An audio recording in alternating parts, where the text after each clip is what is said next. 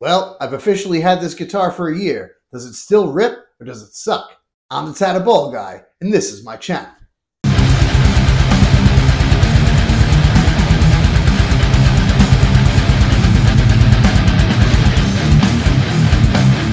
What we have here is the Westcreek Cerberus. You can find it on Amazon for about $230. I've officially had this guitar for a year, so I wanted to check back in and let you know how it was holding up.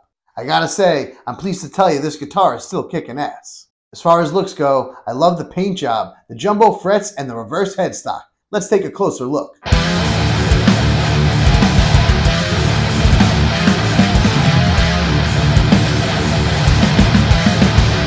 Let's also get a look at the back.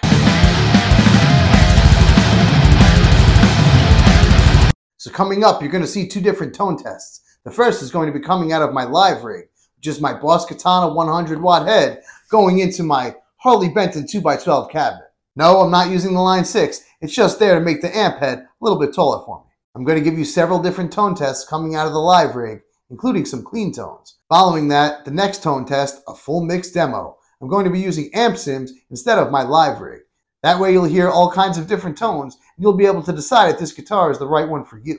So stick around after the tone test, and you'll hear some final thoughts. Don't worry, I'll keep them short and sweet.